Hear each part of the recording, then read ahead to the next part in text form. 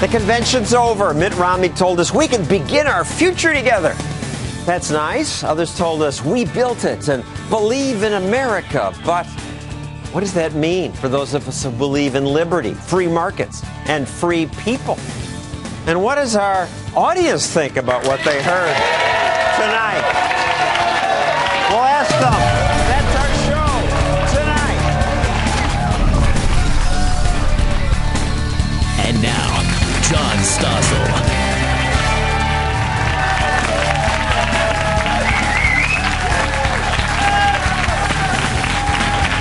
Okay, now they're excited in here, and they've wrapped up the hoopla in Tampa. So what do we who care about liberty and the dignity of the individual think about what we've heard? Well, the Stossel Show's new special correspondent Kennedy, who, despite having worked as a VJ on MTV, cares about free markets and free people. He's on the floor of the convention hall. Kennedy, you've been there all week. What'd you like, and what made you sick? I'll tell you what made me sick first. It is a police state here. I have never seen so much law enforcement. It is so difficult actually getting inside the convention. There are so many branches of law enforcement. There's the Secret Service. There's the sheriff. There's the local police. They want to frisk you. They want to take away your hairspray. They want to take away your rights. Well, and they took away the stick to our great Stossel sign. Yeah, I heard it was confiscated at the airport. I think it's overkill. Are you saying there's just a lot, or it's just unnecessary and it's more big government? It's more big government. We're seeing big government all over the place. Today we visited with the caterer. The FDA was in there sticking a thermometer in every piece of steak and every lump of salmon. Big government is everywhere, regardless of what you hear on the stage. Anything you like? Yes, I like that once I got inside, I felt like I was a member of the 1%. And I did appreciate the entrepreneurial spirit. I like that they were trumpeting small business, building up small business, because that is the backbone of the economy. However, freedom was a casualty here. Don't listen to anybody else. There was hypocrisy served on both sides, from Republicans and protesters alike. All right, well, I want to hear more about that later. Kennedy will be back with us later, also with an interview that she did at the convention with Ron Paul. But now, what do others who love free markets and free people think about what we heard this week? We're joined by Mark Meckler, who founded the biggest Tea Party group, Hadley Heath from the Independent Women's Forum. Audience likes it that you founded the Tea Party group, and Nick Gillespie from Reason TV. Yeah, how about a hand for Reason TV? They taught me about liberty, Reason Magazine. So were you inspired, Nick, by anything Mitt Romney said? Well, I was going to say I was very inspired by the fact that Clint Eastwood, as an 82-year-old, could stay up later than I could. I think I was dozing off part way. I think Mitt Romney gave a very good speech. Unfortunately, I didn't hear the types of specifics that I would have liked to have heard. I wanted to. Why is it a good speech if there are no specifics? Because first off, he proved beyond a reasonable doubt that he's actually a human being, which seemed to be in question before the convention. And he had a lot of passion and a lot of vigor in what he was talking about. So that's good. You know, the optics matter. I wanted to hear a line about where he was saying, you know, it is time to cut the size, the scope, and the spending of government. There was nothing, not even, you know, the weakest gesture was we're going to get on track to a balanced budget. Obama had said we're going to cut in 50% the deficit, you know, in my first presidency. He's actually lowering the bar in promising that, you know what, the government is going to stop spending money it doesn't have for things that we don't need. I would have liked to hear that. He did not say anything like that. Absolutely not. And Hadley, what would you have liked to have heard?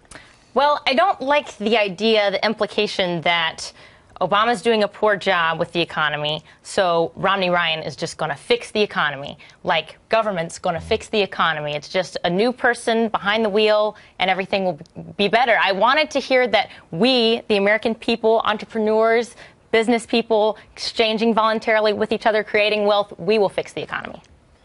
Yeah, he sort of implied it. He made fun of that Obama line, my presidency will stop the rise of the oceans. But I'm going to fix your family? I assume he meant maybe he was going to get out of the way so we could have our own families, but it sort of implied that government would solve your family's problems. Well, you're saying we assume that he's saying he'd get out of the way, but that's actually was the big void in the speech. He didn't say anything about government getting out of the way. I was waiting for the punchline, the big line, right, which is out there. It's historically out there. Government is not the solution to our problems. Government is the problem. That speech was waiting for that line. The American people were waiting for that line. So why doesn't he give it? It's now a cliche. Reagan said it. Even Bill Clinton sort of said it. I don't know, and I'm disappointed because it seems like backtracking from something that's been said in the past that's so obvious to the American people, and frankly, on both sides of the aisle. If I can say, I mean, in the 21st century, we have had a massively swollen government. First under George Bush and then under Obama. Government spending is up about 70% since 2000 in real terms. This is real money. It's doing more than it ever has done before. I mean, we can't go to the airport without getting felt up, by unionized strangers. Nothing, this is a weird century. We need a choice between big government and small government, not big government and slightly bigger government. And it seems to me that Romney, he's promised he's going to take care of our families, he's going to take care of our retirements, he's going to take care of old people and sick people, and he's going to make sure we all get jobs and this and that. There isn't a lot of shrinkage going on there. I want to see the shrinkage because that's where real entrepreneurial spirit and growth and dynamism comes from, not by promising to be all things to all people. And Romney, I think he did it in a very flattering way, in an upbeat way. He was funny at times, he was touching at times, but it's the same old song, really. But let me ask about that. I'm new to politics somewhat in that I never used to watch these conventions, and now I see why. It's all this fluff. My dad gave Mom a rose. We had the gift of unconditional love. My mom and dad were true partners. I found kinship with a circle of friends. I mean, is it unrealistic to expect a plan? I don't think it is unrealistic. I think the American people, we've talked about the American people are grown-ups. They need to be treated like grown-ups. They can take the truth. And frankly, none of the politicians are delivering the truth. We saw none of it at the convention. I'm not a political strategist either, but I noticed in 2008 that one of the things that made candidate Obama so popular was his positive message, hope, and change, and his call for unity. And I heard the word united, united, united, unity, unity, and it was a generally positive message from Romney tonight, too. I think, one of the other things to think about is that Romney is not running necessarily on a positive program of, I will do X, Y, and Z. What he needs to do is to showcase two things. And the first is merely to document how bad Obama has been as president. I mean, he inherited a bad situation and he made everything worse. There is nothing good that you can say that's coming out of the Obama, years. I mean, that's it. Thank you. Total economic collapse. But it's ended, bad. Don't ask, don't tell. No, you know what? Actually, that's not a bad thing. Yeah, what I'm saying, though, is that Obama has made things worse. What Romney has to say is, look at this guy. We can't be worse than him. And in fact, I've had some successes in my life, and I've been in the private sector, and I've done this, and I've done that, and I've been a governor. The theme was we can do better. It's like all he really has to sell is I'm not going to be as bad. And he does sell the business executive part pretty well. That one line I liked was, we bet on ourselves. I went to Bain Capital. I started this business. We bet on ourselves and our advice. And then he lists some specifics. Companies he created help preserve. Staples, Sports Authority. That makes it real. And I hope people get that. And it's a fundamental contrast with the existing administration that's, you've got a chief executive who's actually never created anything, certainly never anything in the private sector. So if people are looking for a change now, they're looking for somebody who understands the economy, at least you've got a guy that's been engaged in the economy. Though he talks about small business all the time. All the Republicans did. Yeah. Is there something wrong with big business? Don't they do good things too? Politicians, I mean, we know this from the Bill Clinton years. They have a lot of fetishes. One of them that is more, they talk about more publicly than others is a small business fetish. Another is, the family farm. You never hear about people talking about family-owned dry cleaner stores, but, family farms, small businesses. Small businesses aren't the backbone of the economy. Most big firms started out as small businesses. The idea is that you want a small business that grows into a big business. All business should be treated equally. It's true. Sports Authority and Staples, they're big. They're okay. They're the bigger they get, the better they get, as long as they're giving customers something they want at a price that everybody's happy with. And if they don't, they tend to go away without government. There is a real problem in the American tax code and in all kinds of subsidy programs, whether it's the Small Business Administration or whatnot, where small businesses get certain subsidies because they can't compete with the big guys. And then the big guys buy other subsidies, and this is part of the problem. If you're starting to talk about small business versus big business, you're compounding the problem. What we need is a government that is not playing favorites and is not saying, okay, you're a small business, so we're going to give you an extra hug and kiss. We're going to give you more unconditional love from the government than a big business. Hadley, what's a line you wish you heard from Mitt Romney tonight? A line I wish I had heard. I think I have to come back to the fact that it is the American people who are drivers of the economy, that it's not going to be, he said several times that we are going to help you. We are going to help you. And I assume that he means he and Paul Ryan. And that's fine, again, if he means help me by deregulating so that I can start my own business, help me by reducing my tax burden or reforming the tax code so that I can navigate it more easily. But don't help me with a handout. I don't think that we need to be talking about government helping people anymore.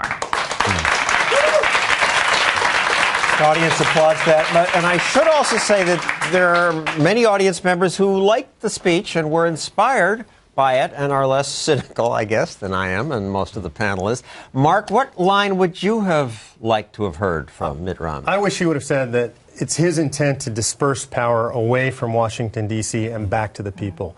He talked about having faith in the people, but he talked about, everything I heard was about centralizing decision-making in Washington, D.C. We already have that. That's what both parties do.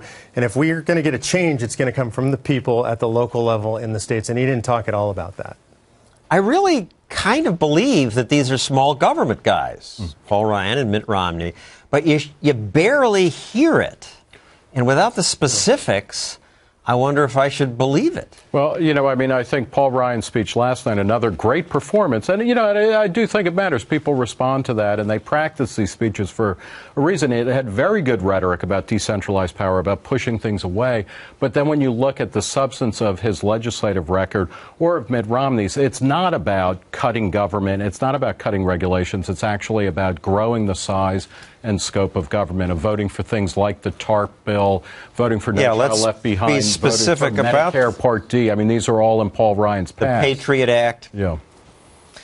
But he's changed. He's grown. Yeah, he's in grown office in the 2.5 weeks since he's been announced as vice president. I want to believe that. Yeah.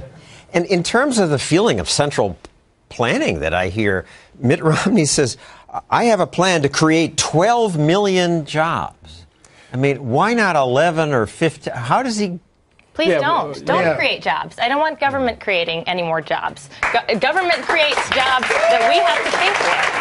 We pay for government-created jobs. It's fine. I think there are a lot of people who do good work, who are government employees, and they do excellent at the jobs that they are assigned. But at the end of the day, every government job takes about 3 or 4 taxpayers to support. So it's a situation where we want to create jobs in the private sector, but Mitt Romney's not doing it unless he's going to start a new company or something. Well, my wishful thinking, Gene, says he means we're going to deregulate and that will create the jobs. But we will come back to that. Coming up, to me, the biggest issue facing America is that we're on the road to bankruptcy, therefore on the road to serfdom. Might Republicans take us off that road? There were some positive signs this week, and we'll show you that next.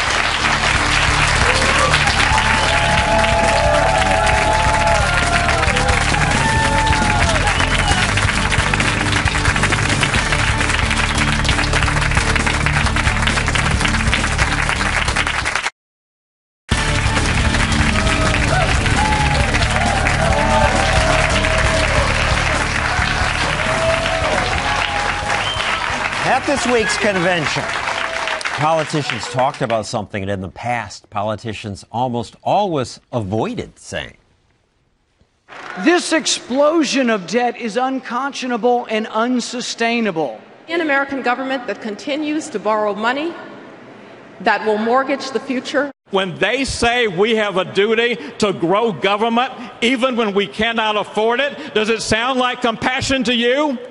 Or does it sound like recklessness? We have no other option but to make the hard choices, cut federal spending, and fundamentally reduce the size of this government. Boy, they sound serious, but politicians have always promised cuts and then spent more. So, Mark, this year, did you hear something more convincing? You know, I hear it from a wider chorus of people, so I like that. But I actually thought it was missing from Romney's speech. So that concerns me. The guy at the top really didn't talk about cutting the size and scope of government. Well, he did say we will cut the deficit and put America on track to a balanced budget, which is pretty weak beer, to say the least. In Paul Ryan's budget, which the Republican House passed earlier this year, if everything breaks the right way, the budget will be balanced in 2040. We don't have until 2040 to get this under control. But we don't have to balance it. We just have to slow the growth so the economy can grow fast. One would hope. I mean, the Republican budget that was voted on would mean we would go from spending about $3.8 trillion this year to spending $4.9 trillion in 10 years. That's not cutting anything. And it's certainly not going to, we can't cut them slack on that. That's just, it's out of control. And under $2 trillion just under Clinton. That's right. Which wasn't chaos. Yeah. So again, it's not even like we're talking about these are people who are talking about topping off a gigantic spending binge that's been going on for 12 years.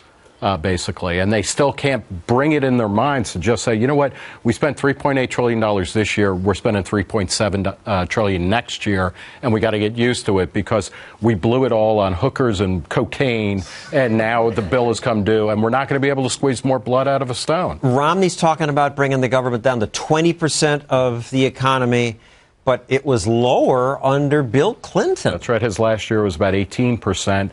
Sadly, Romney wants to bring it to 20% of spending of GDP, but his own budget projections without specifics. Yeah, of course. And he'll bring it down to 20, but he wants to increase defense spending. He wants to increase Medicare spending. He wants to make sure Social Security stays the same. But he also says, their budget is they're going to raise 18% of GDP in revenue. So for as long as that's in place, each year we'll have a 2% gap of more deficit. And you mentioned defense spending. There's this hysteria over the horrible Obama cuts and the sequestration cut. Well, here's this graph that shows the current plan of spending and the automatic cuts that would happen if this sequestration happens. It's not a catastrophe. It's not drastic cuts. No, and it brings it down to, for 1 year, back to 2007 levels. And more than we spent during Vietnam and the Cold War, adjusted for inflation. And yet the Republicans seem united that we got to spend more on defense.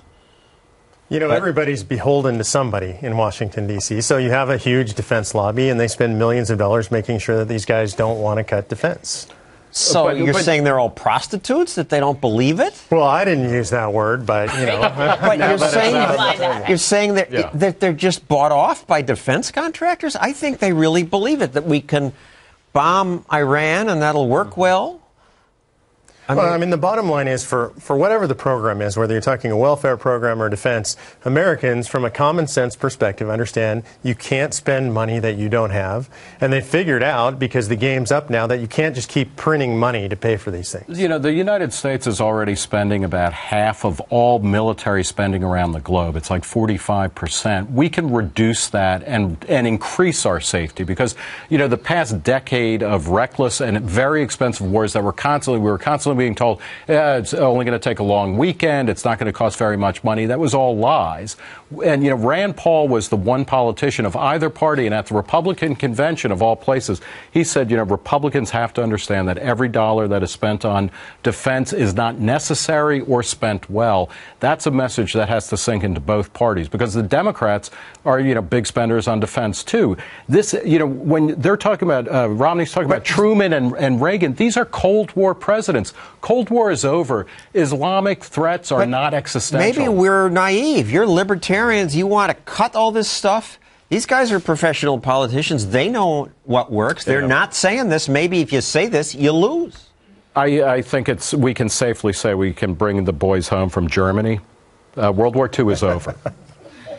I hope so, yes. Coming up, we go back to the convention where our special correspondent, Kennedy, has an interview with Ron Paul.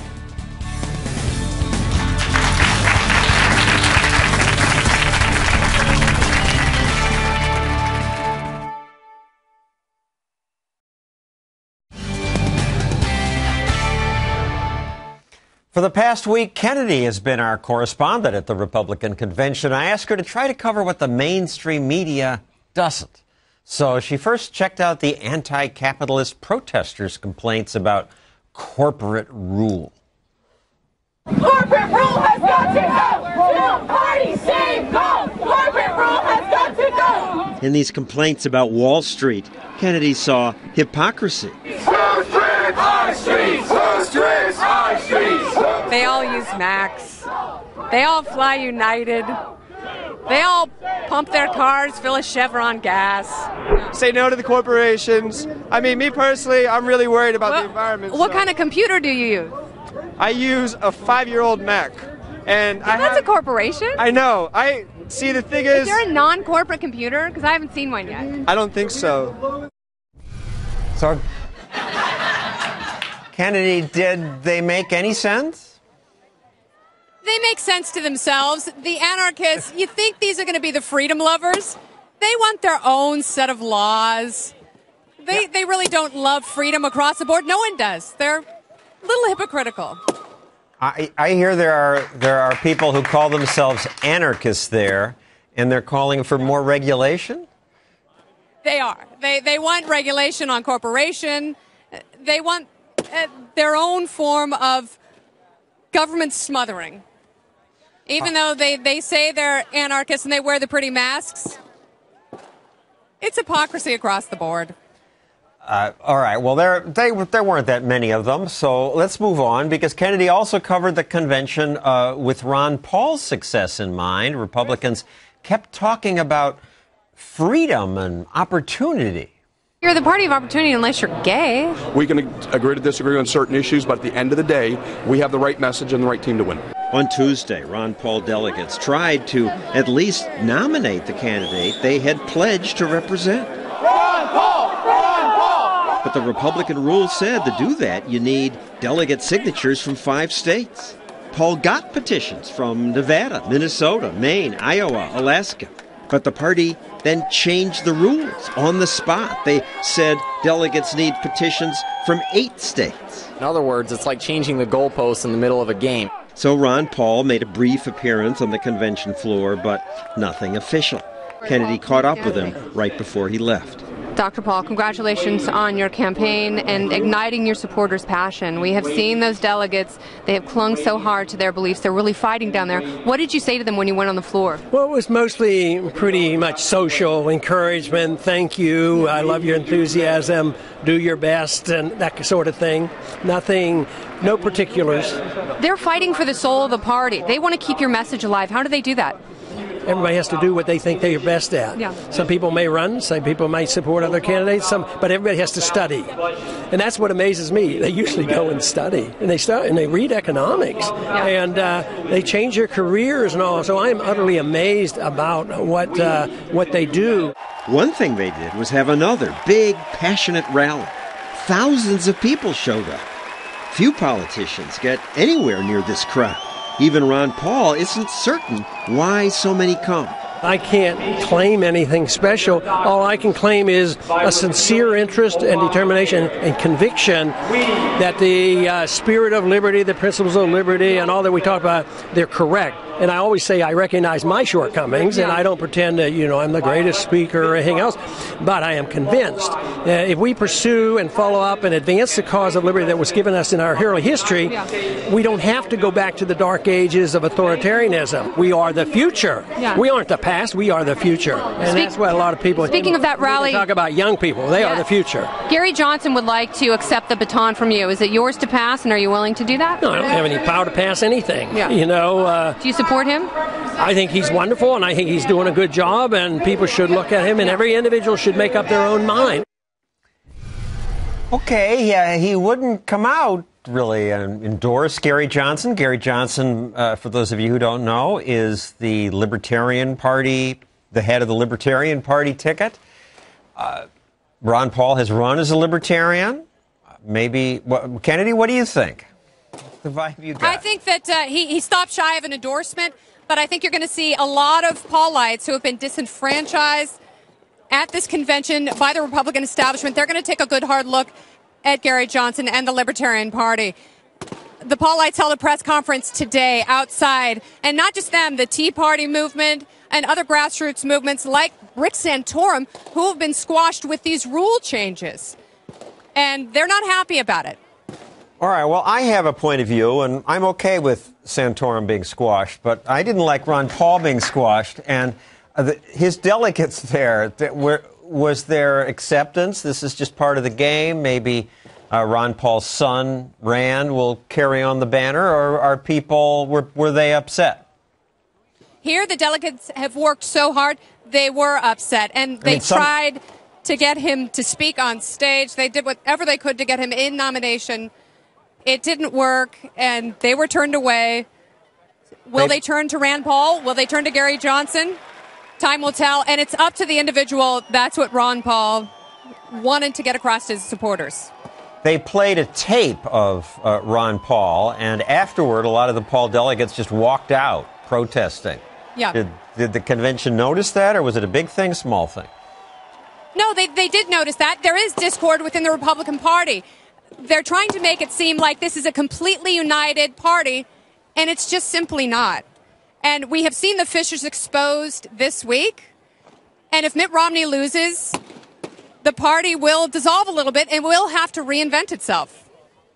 Well, I'm impressed that you can walk and talk among all those people in balloons. With Thank these you. Balloons? Woo. Thank you, Kennedy. When we return, we'll talk about the Republicans' war on women.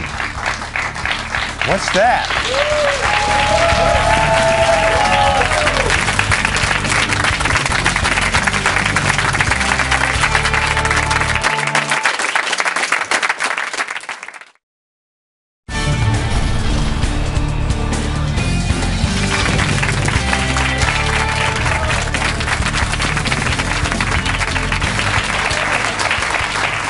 Welcome back to our post-Republican convention coverage. What do people who care about free markets and free people think of what we've heard? We have our all-star panel again, Mark Meckler, who founded the biggest Tea Party group, Hadley Heath from the Independent Women's Forum, and Nick Gillespie from Reason TV. So, Hadley, it was dodged tonight. I've been hearing about the war on women. It wasn't exactly dodged, right? Romney did say some things about women. I'm not sure he responded the best way possible. He pandered horribly. He pandered. As governor, I chose a woman lieutenant governor. Half my cabinet and senior officials were women. It's just awful pandering. Right. He's sort of buying into this idea that if he has an equal number of women on his cabinet as men, that equal outcome measurement somehow means that he doesn't hate women or that he loves women, but it's an outcomes-based measurement, and that's problematic. He's having this argument on the terrain that the left has designed, that we have to measure things based on outcomes instead of opportunities. And by outcomes, you mean what? Well, parity is not equality. So we see laws like Title IX that try to, just as many women must participate in sports. Right. And we see, attempts to equalize men's and women's wages, which aren't productive laws either, because at the end of the day, the differences between men and women's earnings are largely a result of women's choices and men's choices, not broad discrimination. And you represent, you work for the Independent Women's Forum, which I'm glad exists, because for a while all the women's groups were big government groups. And what's your response to this? The Democrats say the Republicans are waging a war on women because they want to restrict abortion. Right. Democrats are making huge mistakes when it comes to women. Two things. First of all, they're working off the assumption that all women are the same, that women are a voting bloc. But that's not true. Women are 52% of the electorate, very diverse, rural, urban, single, married, young, old, have a lot of different interests. And secondly, they are narrowing the term women's rights, as they have done for years and years and years, to one issue, and that issue is abortion. When women are contraception. Right, and women are interested in so much more. We don't sit around all day and think about abortion. But some women can't afford their birth control pills, and government has to provide that. Well, if that's the argument, that it's tough to afford and that it gives women greater control or independence over their lives, then I'm waiting for the government to give me a free car. Because that, if a woman has a car, she can get back and forth to her job. She can have a lot more independence and control over her lives. Those are expensive. I mean, the argument doesn't stand. Women, how insulting. In fact, it's very insulting. Did you see the Julia campaign? I mean, that was insulting. To sit back on my computer, click through the infographic that government... This is an Obama infomercial about Julia gets campaign. Her life through government. That at every stage of my life, I have to say thank you, Uncle Sam. Thank you, government, because I'm a poor, helpless woman, and I need Uncle Sam to step in for me. I mean, that's paternalistic, that's anti-feminist, and that's insulting to me as a woman. And, Mark, you love this war on women. Why? This is the theme from the left that's been running for years. Republicans or conservatives have a war on women, a war on minorities, a war on handicapped people, a war on children. We've even recently seen the war on old people, right, with pushing Granny over the cliff. These are just simple fear tactics, and it really has nothing to do with the real, honest-to-God problems that are facing the country today. Well, to put one of the reasons why this stuff was in there, I'll give you it's a two-word answer, Todd Aiken. Okay, the Republican Party does not do well with women, and unless women are totally fooled by the Democrats, maybe it's worth thinking about why. There is a widespread perception that Republicans want to restrict abortion rights. So if you care about that and certain forms of contraception and whatnot. So I'm not saying that the Democrats have better answers. I think, freedom is the answer here, and let people figure out how they want to live and give them the widest latitude possible. But the fact of the matter is that you hear a lot of Republicans saying we want to restrict or get rid of abortion completely. I mean, that's part of the sanctity of life argument that they're talking about. Our live studio audience watched much of the convention and all of Mitt Romney's speech tonight. So what do they think? And what do you at home think? That's next.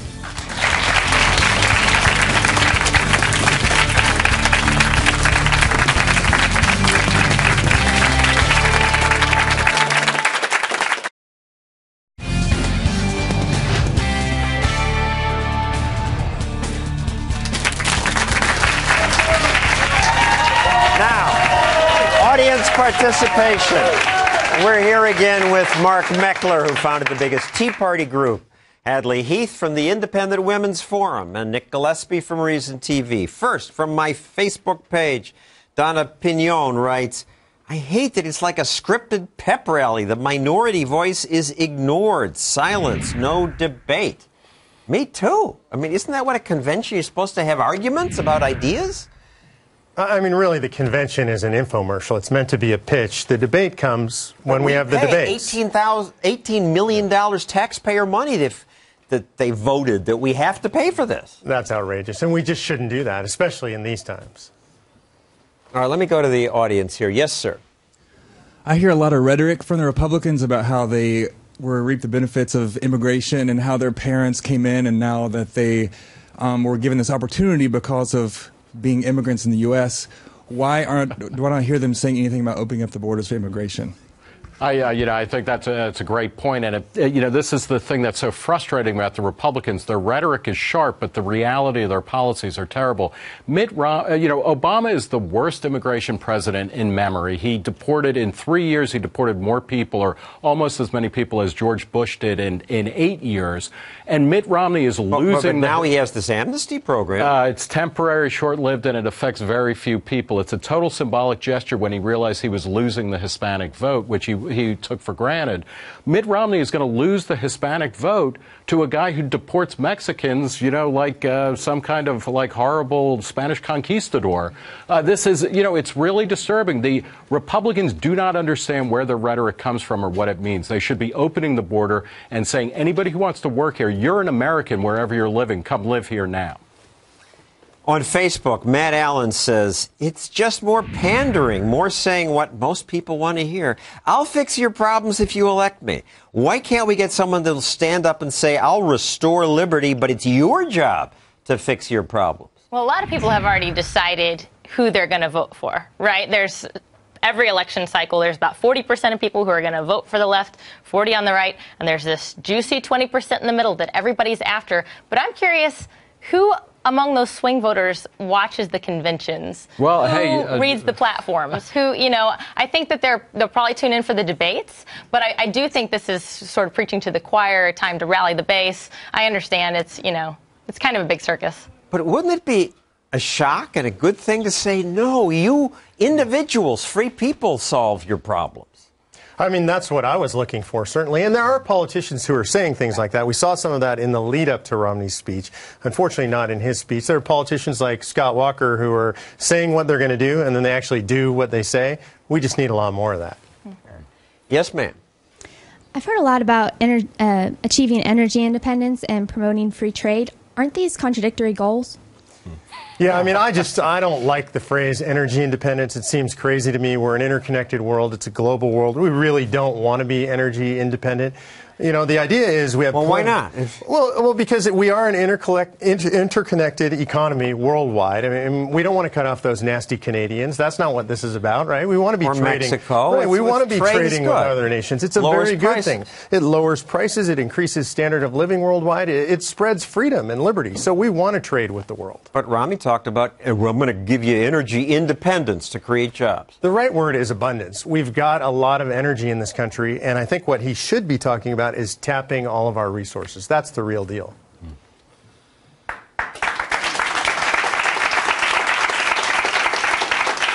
Also from Facebook, Lindsay Brewer says, as a libertarian, I'm not a fool. I got to go with the lesser of two evils, and Romney is it.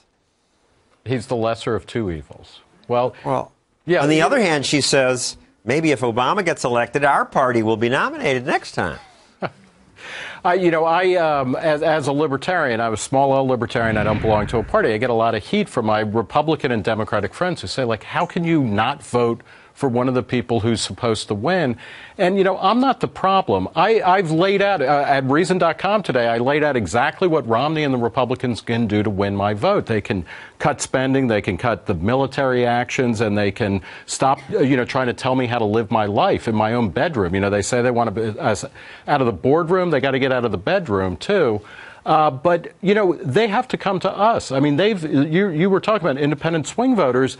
They've alienated these people, both parties. What most people want is to be left alone and to be given a stable framework of laws that they can predictably rely on to dispense small amounts of justice. And you've written about this, that more Americans are saying, I'm not a Republican.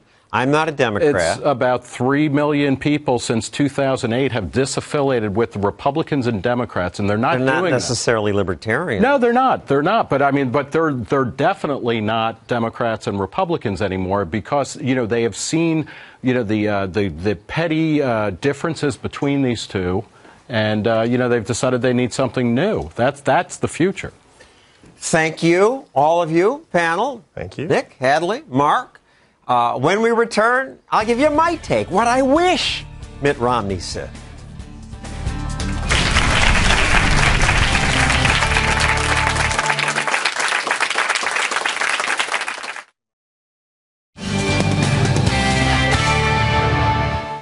Tonight's convention theme was Believe in America.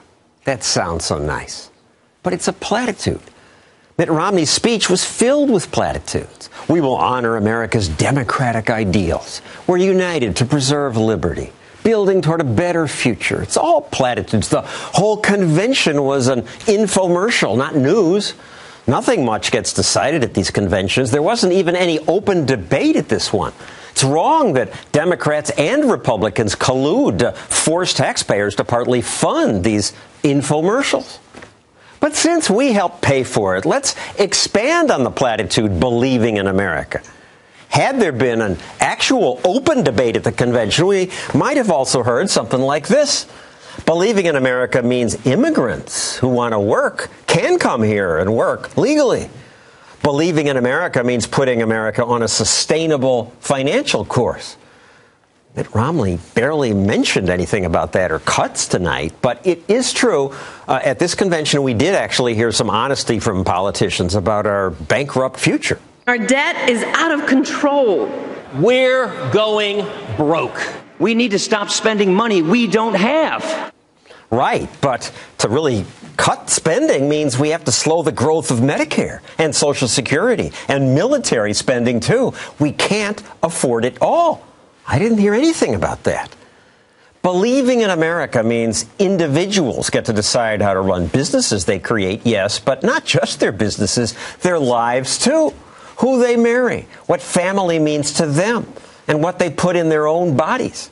That means drugs should be legal, and big cups of soda, and gay marriage, and gambling. In fact, once you're an adult, anything that's peaceful. Don't Republicans believe in that kind of individual freedom? Since Republicans believe government should shrink so individuals are free to use their money as they see fit, doesn't that also mean they should be free to use their bodies as they see fit? To believe in America is to respond when politicians say government solves your problems. No, they can't.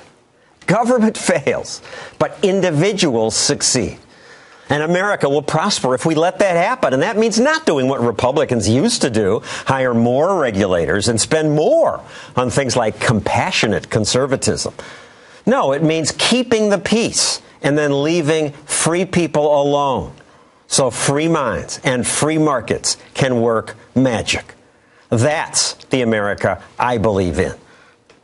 That's our show. Please tune in next week for a special live Stossel after President Obama's speech at the Democratic Convention.